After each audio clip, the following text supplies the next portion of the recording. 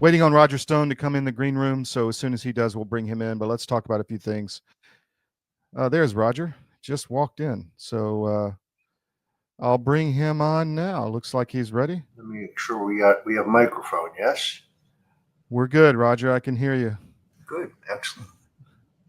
Thank you for coming on last minute. I really appreciate it. But I've been watching what you're putting out on X. And first, tell me how you're a spy catcher now. Tell me about this Cuban spy you outed.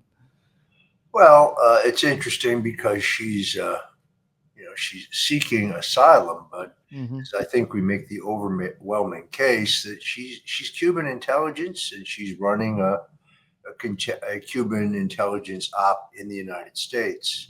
So it's got pretty good pickup. Yeah, definitely. But the big topic in the room is going after the deep state. You continue to do so. You've got prosecutors inside the DOJ that are doing their job and others that are not. What do you see is happening inside DOJ and this whole effort to rid ourselves of this administrative state?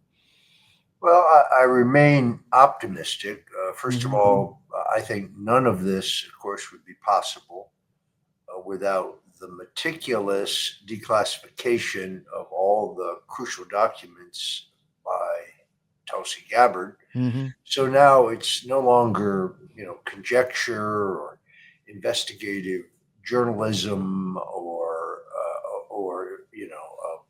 supposition.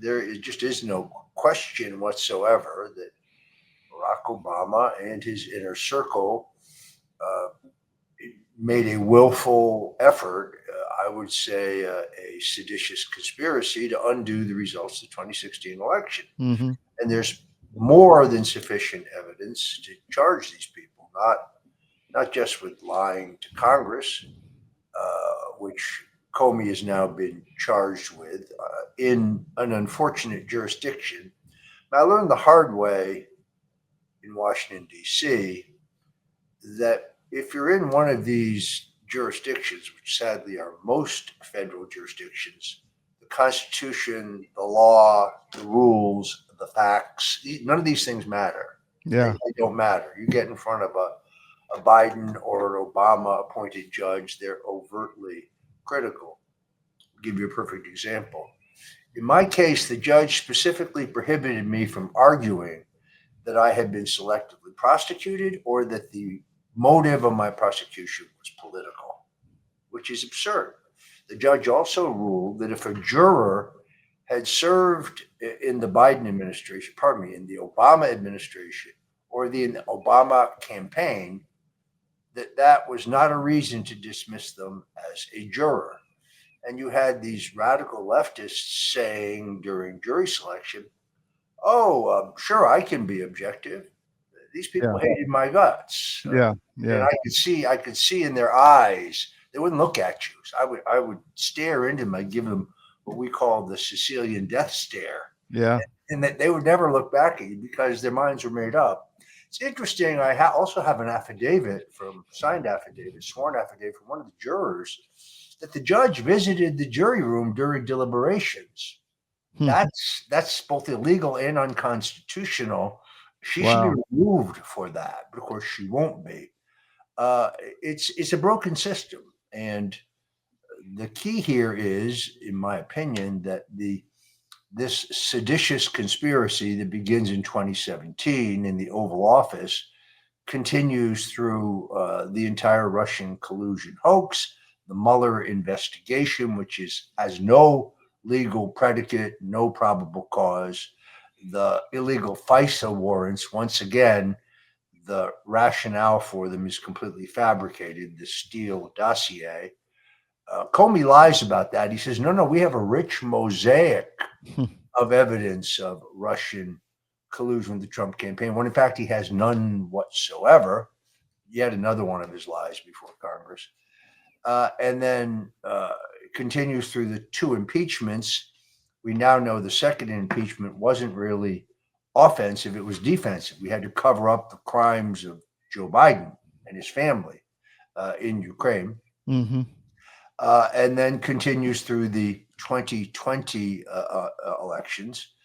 Very clear that the deep state is deeply concerned about Tulsi Gabbard's working group examining the electronic voting machines and their security and their manipulability. That's pretty clear to me. Hmm. She is working on that. But then, of course, it continues into the coordinated lawfare in New York, in Georgia, in Nevada, in Arizona against Trump.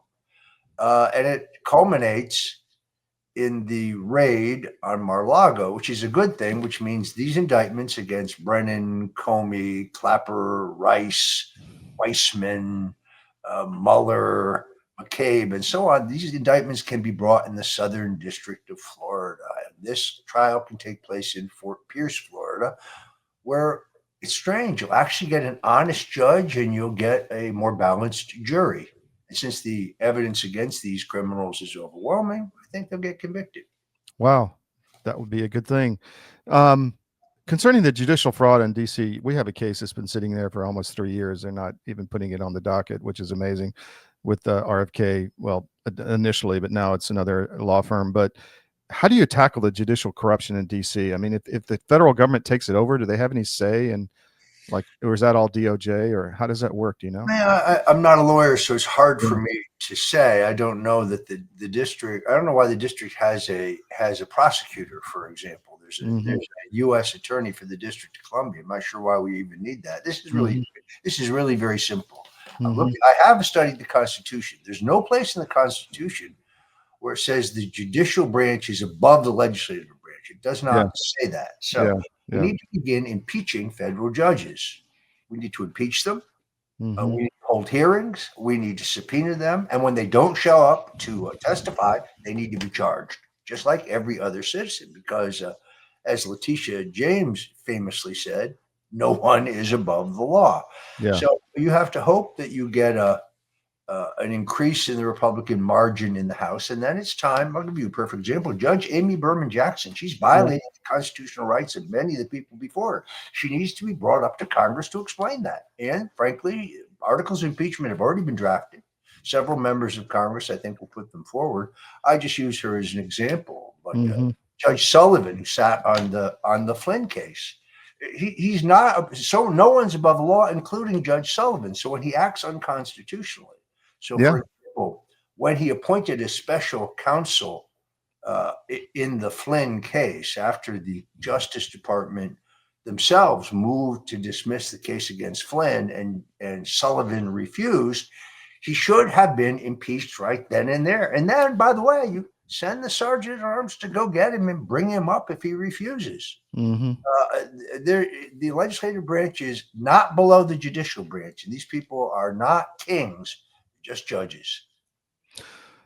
What about the Epstein stuff? And I saw you posted some, I guess, disclosures on that. There's the book that just came out with Virginia Guthrie, or whatever. How do you say her last name? Giuffre. Yeah. What's going on with the Epstein stuff in your mind? First of all, I interviewed Virginia Roberts Giuffre for 6 hours in 2 3-hour sessions. I've read all of her sworn testimony. She was one of the Epstein victims who did not settle with Epstein for millions of dollars, went forward with her lawsuit. Now we're supposed to believe that she committed suicide several months ago. Having spent time with her, I seriously doubt that. But if you'll just read her testimony and the testimony of other women who were victims, I'm absolutely positively for full disclosure. I want to know everybody who was on the island. I want to know everybody who was on the plane. I wrote about this very, very extensively in my 2015 book, The Clintons' War on Women. The longest chapter in the book is about Jeffrey Epstein. I think I established that he is, in fact, a soldier for hire. He's a blackmailer for hire. I believe he worked for the Mossad. I also believe, however, that he worked for our own CIA. I think he also worked for the Saudis. I think he was working for a number of intelligence agencies. But if you really want to get to who was on the island, I'm naming names. Let them sue me. Former Senator George Mitchell, the U.S. Majority Leader of the U.S. Senate, was on the island multiple times. Bill Clinton on the island. He denies it. He's lying. Let him take a lie detector test, or let him come before the House and testify on the island multiple times, according to the sworn testimony of Virginia Giuffre and others. Bill Richardson, the now deceased, the former governor, senator from New Mexico, Bill Gates, a big Democrat donor. So the Democrats jumping up and down and saying, we want full disclosure on Epstein. Yes, I agree, full disclosure. You're not going to find any Republicans there. Most certainly not Donald Trump. Trump was never on the island. Trump never visited the ranch in New Mexico. Trump was never in his New York townhome, which, by the way, is the single most expensive single family home in Manhattan. And Trump was, as I say in my book, The Clintons' War on Women, he was at his Palm Beach property one time. This is according to the sworn testimony of Virginia Giuffre, and it was for a charitable event in which it was a public event. She said he acted as a perfect gentleman and he left after about 15 minutes. So the idea that Trump is hiding something about Epstein, that he partied with Epstein, it's defamatory. And if I were the president and somebody said that, I'd sue them. Wow. What about Lindsay Halligan? She's fighting hard, but now they're coming after her, try to get her removed from the case. Is that going to work? Again, I'm not a lawyer. This boils down to the question of the president's authority. I believe, based on my understanding, is that when there is a vacancy for the U.S. attorney's position, that the president has the authority to appoint someone who can serve as an interim U.S. attorney for 120 days. The president fired Eric Siebert. Eric Siebert never disclosed that he had an extraordinary conflict of interest. I actually broke this story on my radio show, The Stone Zone, on 77 WABC in New York. Eric Siebert's father-in-law, the U.S. attorney in the Eastern District of Virginia, who was initially appointed by Trump, but because the Senate did not move on his appointment, the federal judges in that jurisdiction then appointed him U.S. attorney. There's the tip that he's a bad guy, because those judges are overwhelmingly Democrats appointed by Joe Biden or Barack Obama. But he never disclosed that his father-in-law, his wife's father, was the godfather to James Comey's daughter. He also never disclosed that his father-in-law, Richard Cullen, had represented Comey as an attorney and was actually actively involved in the illegal leaking of information that was detrimental to Donald Trump. So he never disclosed all those things. When the president learned them, they're an obvious conflict of interest. Remember what the law says: a conflict or the appearance of a conflict is enough to disqualify you. He should have recused himself. He didn't. Frankly, I have some people working on a bar complaint. Let me go explain that to the bar, because that's a real pain in the ass. The bar is people with liberals. They won't hold anybody responsible, but by their rules, they must have a public hearing. Your government doesn't care about you. That's why you need a medical emergency kit. It contains life-saving medications like ivermectin, Z-Pak, and antibiotics. Stock them before they block them. This is a special report. Knowing how to invest your money is harder than ever before. Dealing with stock market volatility, record debt, and terrorist attacks requires new thinking. At U.S. Asset Management, we can help you see the world more clearly so that you can move beyond the chaos and invest with confidence. Call us, visit us online, or drop by our office. U.S. Asset Management, helping you make better decisions with your money. So he fired Eric Siebert, and then he filled the position with Lindsay Halligan, who's constantly denigrated as an insurance lawyer. That's not true. She was a partner in a very large law firm where she headed their civil litigation department, has a lot of experience with juries.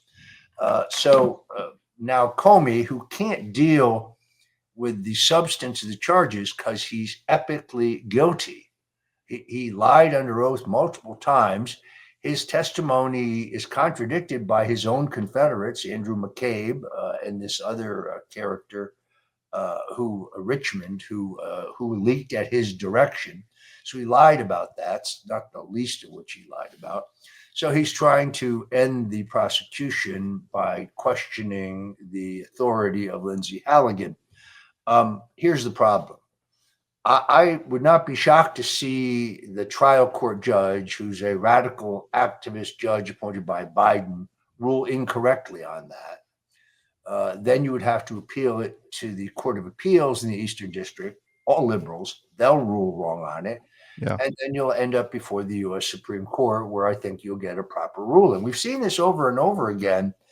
On the question, for example, about the deportation of dangerous illegals or the use of the National Guard. Trial court judges who are noted leftists, totally politically biased and mostly unqualified, rule to block the president's executive authority. They either get overruled at the appeals court level or they get overruled by the Supreme Court. It's the same thing here. So this judge who's sitting on the Comey case and the Letitia James case is a total partisan hack, unqualified for the judgeship. I'll give you a perfect example. As I say, I was not entitled to argue. I could not argue. I was prohibited by the judge from arguing that I had been selectively prosecuted or that the motive of my prosecution was political. Will the judge order James Comey to have the same restrictions on his defense? I doubt it. How does that work? I mean, I was also gagged. I mean, the judge ruled that I could not defend myself in any forum whatsoever, a show like this or on social media or radio or television. I could not defend myself. I couldn't even say that I wasn't guilty because it might, quote, taint the jury pool. There's no body of law on this. You could not cite any previous ruling or precedent. It was an absurd ruling. It just meant to silence me. I appealed it to the D.C. Court of Appeals, who sat on my motion for 8 months while I sustained extraordinary damage from the Washington Post and CNN attacking me constantly as a Russian asset. And then a week before my trial, the appeals court ruled that my motion was not ripe for a decision because I had not first asked the judge who placed the gag order on me to remove it, which of course she never would have done. I'm going to enjoy her impeachment proceedings. They're coming. Wow.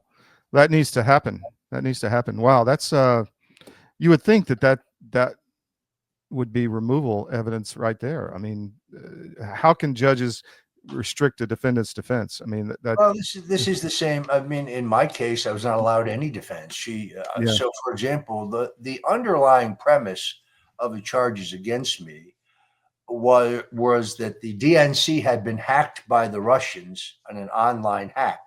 I wanted to have Bill Binney, who was once the leading counter intelligence IT expert at the CIA, testify and produce forensic evidence I could have proved in my trial, because the FBI admitted in the pretrial motions they never inspected the computer servers at the DNC. I could have proved there was never any online hack by the Russians or anyone else.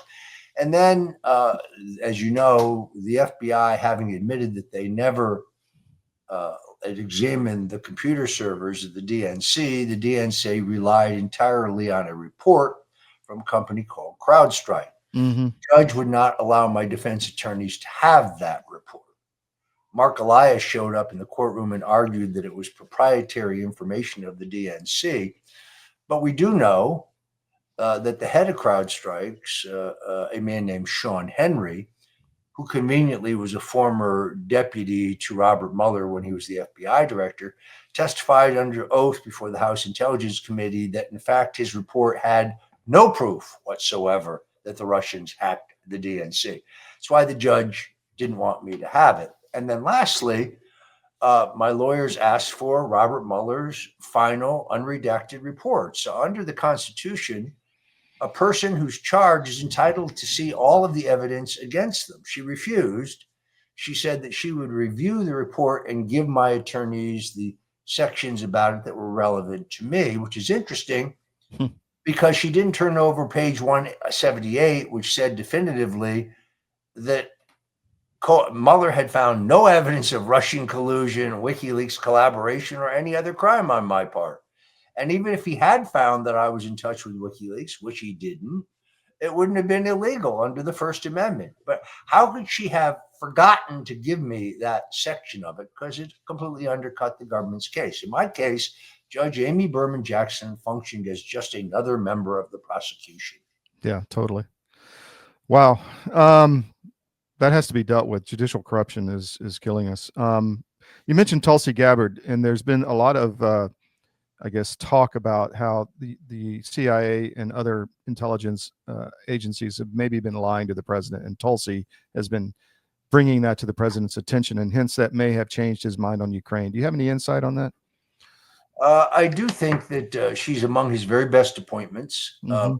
I do think that that there are areas that the CIA would rather not poke into, particularly when it comes to the question of these electronic voting machines and their Mhm. reliability and the ability to manipulate them.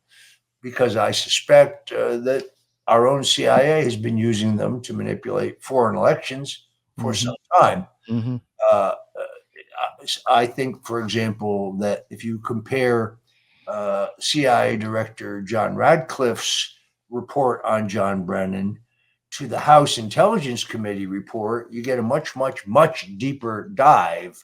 Hmm. No, the problem with Brennan's claims about the Steele dossier are not that they didn't measure up to the agency's, craft. It's that they were completely and totally fabricated. Why doesn't the report say that? Yeah. Because it is the shallow most interpretation of events. Now, yesterday, Jim Jordan, who I think is the House Judiciary Committee chairman, referred John Brennan to the Justice Department for prosecution for lying under oath, which I hope he'll be prosecuted. On the other hand, if he's prosecuted in D.C., the case will probably be dismissed by some corrupt judge like Richard Sullivan or anyone else. I'm not sure that Mhm. there's a single non-political, unbiased judge in the District of Columbia. Wow. Last question. New York City. What's going to happen there in the mayor race? You have a radio show. I'm sure you're up on it.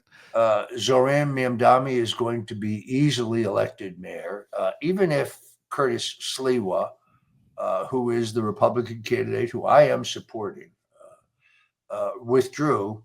Mamdani would still win the race. Andrew Cuomo is completely and totally out of gas. He's old. He's tired. He brings nothing other than his desire to hold a public office.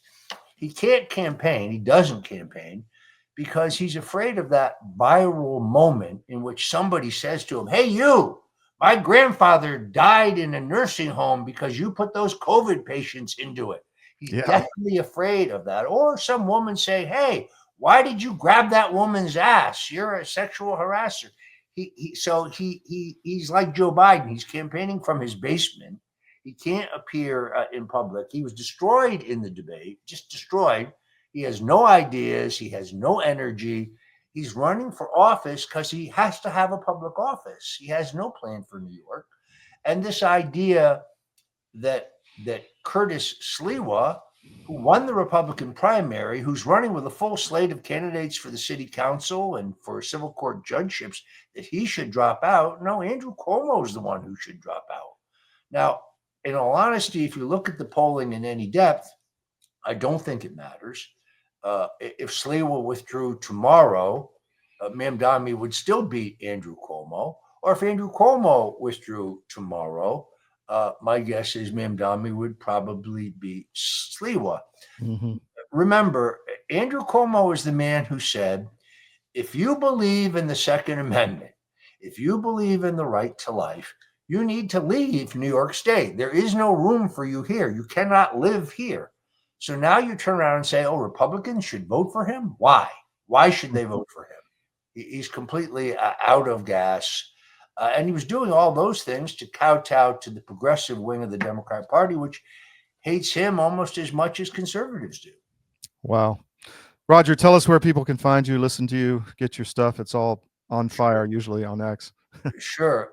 Look, you can find me every day at 8 p.m. Eastern by going to WABCRadio.com and listening to the Stone Zone, Mm-hmm. which is my daily radio show, 5 days a week. On Sundays, again, at WABCRadio.com from 3 to 5 is the Roger Stone Show. And then, of course, you can always go to stonezone.com. That's my website for all things Roger Stone. I publish both videos, audio interviews, as well as print articles. And I have a Substack at stonecoldtruth.com for the most important stories.